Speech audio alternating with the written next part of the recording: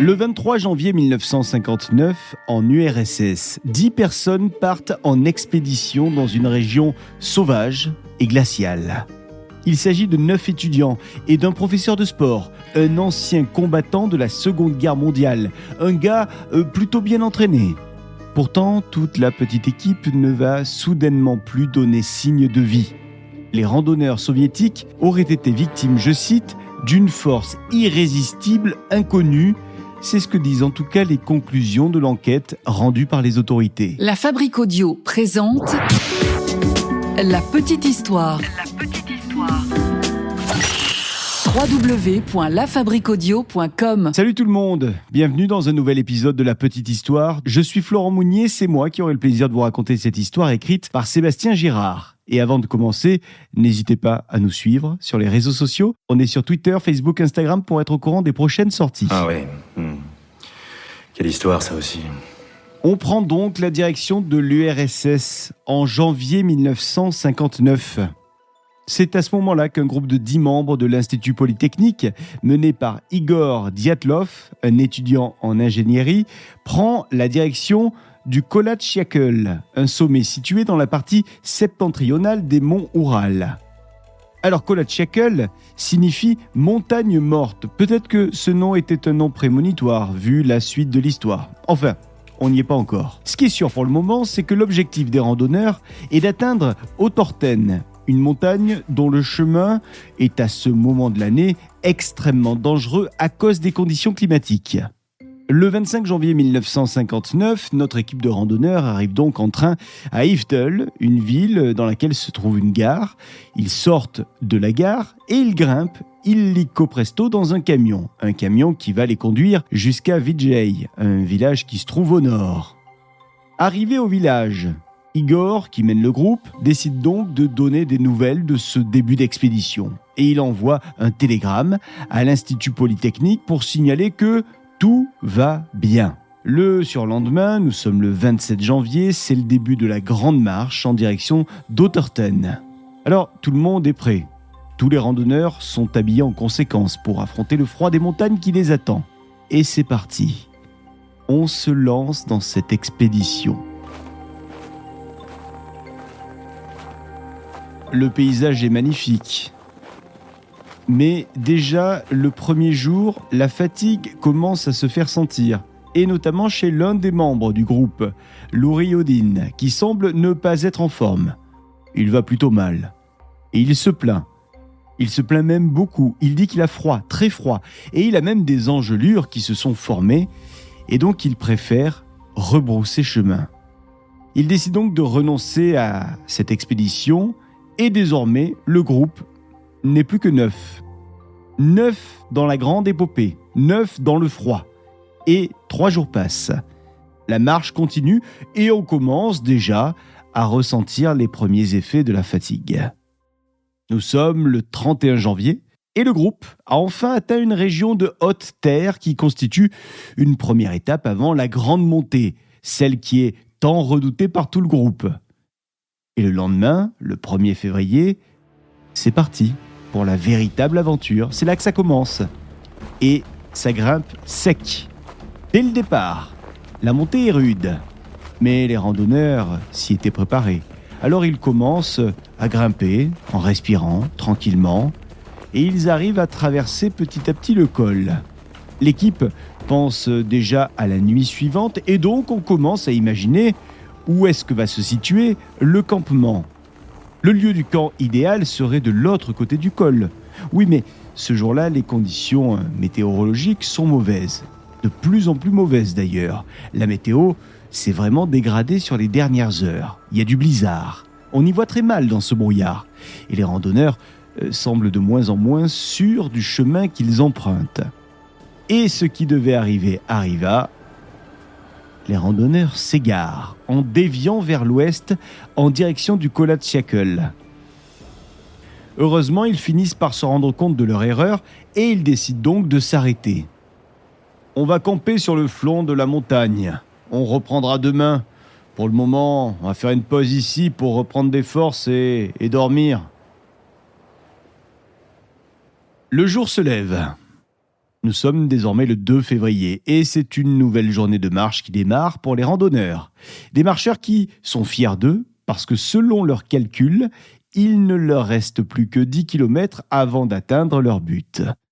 Et ce jour-là, ils font un choix plutôt étrange en ce qui concerne le lieu du campement. Plutôt que de faire 1 kilomètre de plus, ce qui n'était pas énorme, et de s'abriter ainsi dans une forêt, le groupe décide de s'arrêter en plein milieu d'une grosse pente. C'est là qu'ils plantent la tente, ici, dans la pente. Ils s'installent pour passer la nuit. Bizarre pour un village de campement. Mais enfin, ils se disent qu'ils repartiront le lendemain pour la dernière étape.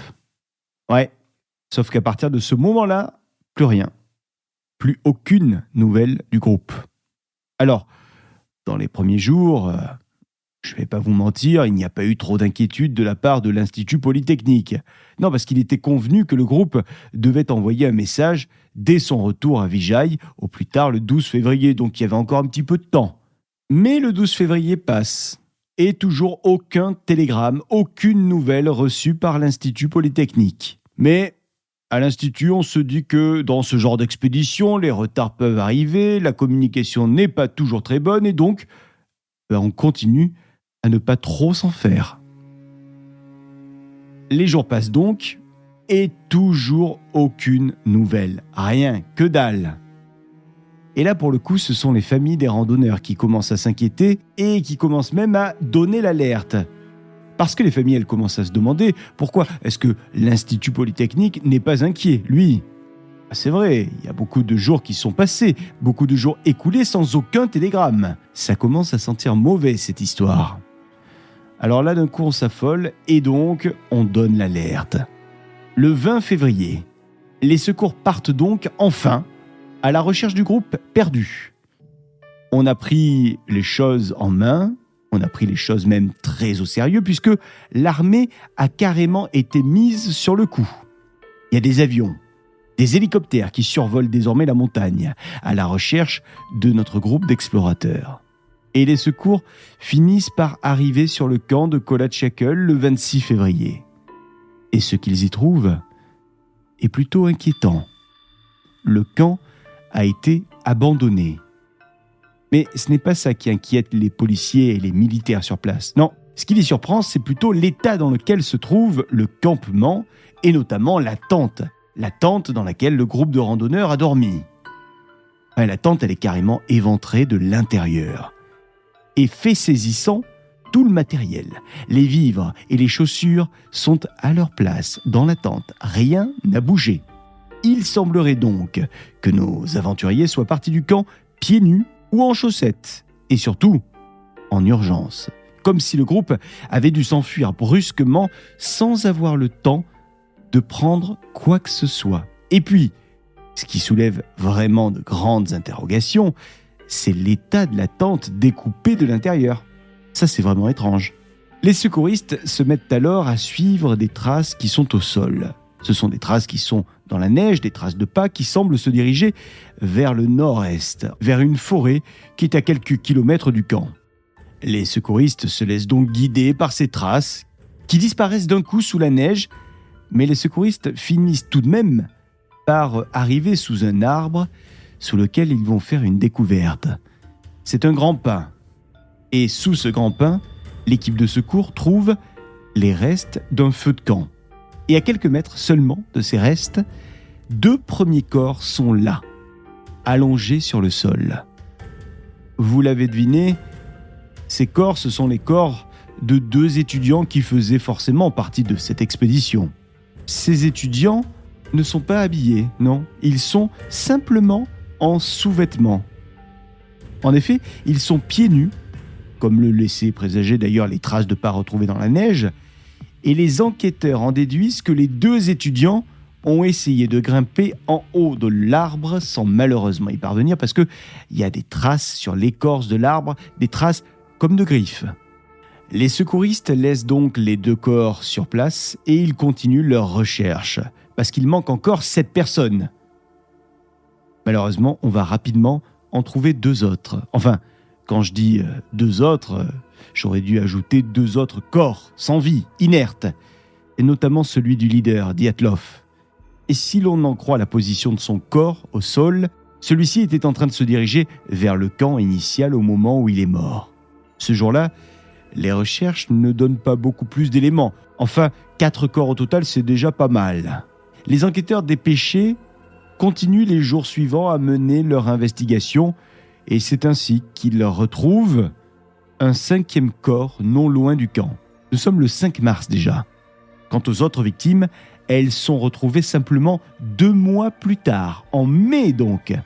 Et on les retrouve sous 4 mètres de neige. Et le jour où les dernières victimes sont retrouvées, ce que les secouristes observent n'est pas franchement beau à voir.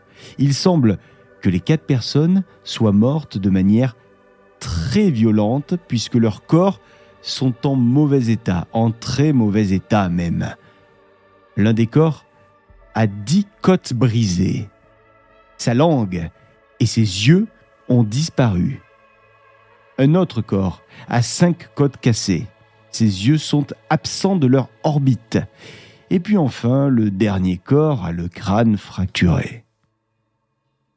Alors par contre, fait étrange, ces derniers randonneurs retrouvés sont eux habillés, contrairement au premier corps retrouvé à moitié nu. Et ces victimes, elles portent les vêtements des autres randonneurs, ceux qui ont été retrouvés précédemment.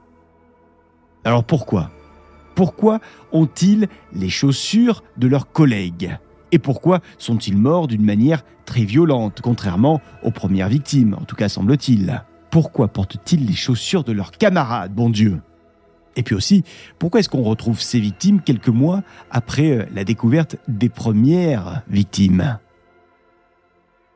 Bon, c'est le moment de passer à l'enquête officielle. Et les autorités vont donc s'y coller. Et on va tâcher de répondre à toutes les questions laissées en suspens. Et les résultats de l'enquête vont être plutôt étonnants.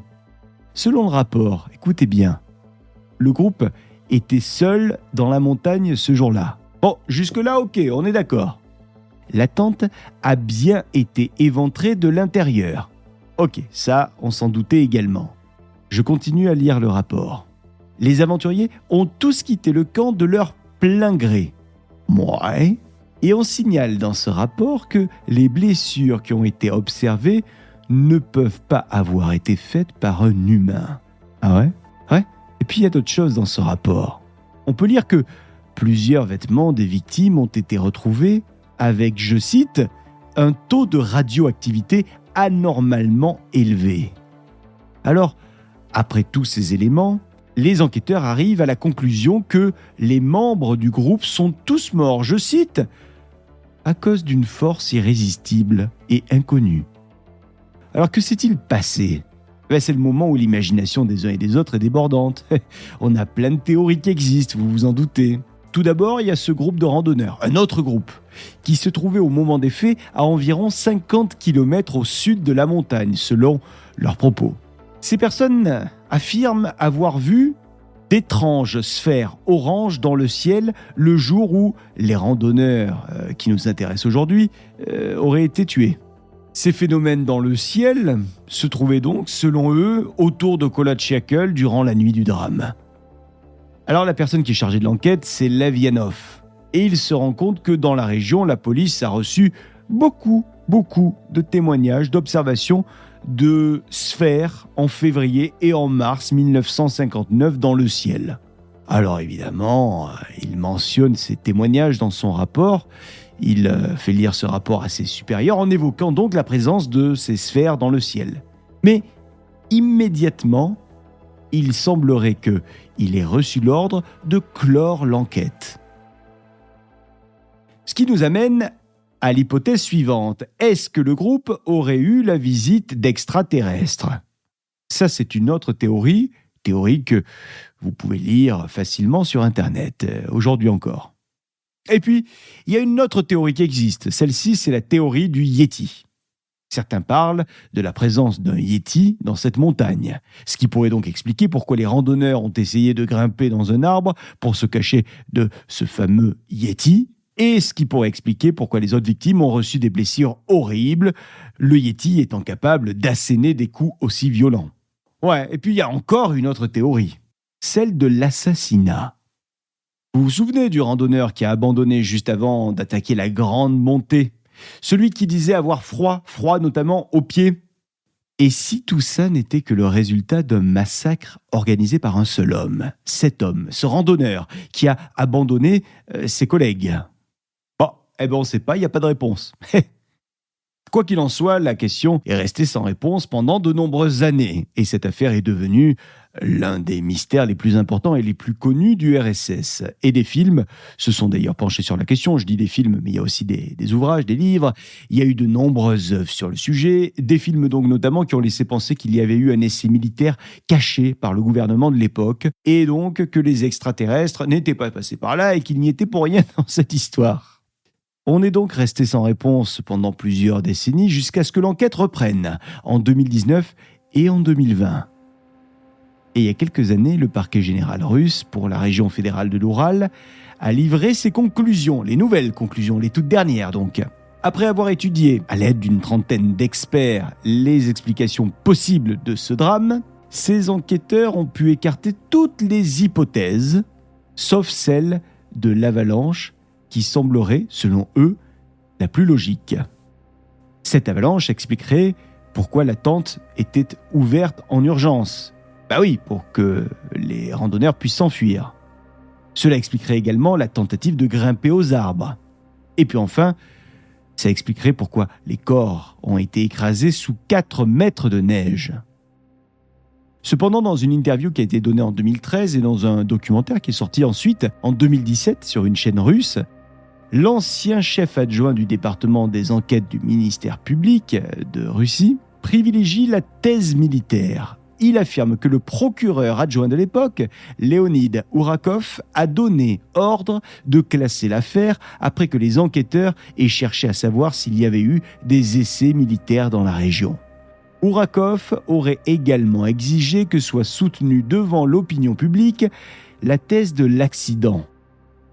Bref, vous l'aurez compris, le mystère reste entier aujourd'hui encore autour de ce terrible drame, dont le lieu, Dyatlov Pass, a été donné en hommage à Igor Dyatlov. Alors pour vous, alien, armée, simple avalanche, massacre, meurtre, donnez-nous votre hypothèse sur les réseaux sociaux de La Petite Histoire, on vous attend. Voilà pour cette petite histoire qui a été écrite et mixée par Sébastien Girard, que j'ai eu le plaisir de vous raconter. On se retrouve la semaine prochaine pour un nouvel épisode de La Petite Histoire. Et d'ici là, si vous faites des randonnées, prenez soin de vous. Attention aux Yétis. La Fabrique Audio présente La Petite Histoire. La Petite Histoire. Vous souhaitez devenir sponsor de ce podcast ? Contact @lafabriqueaudio.com.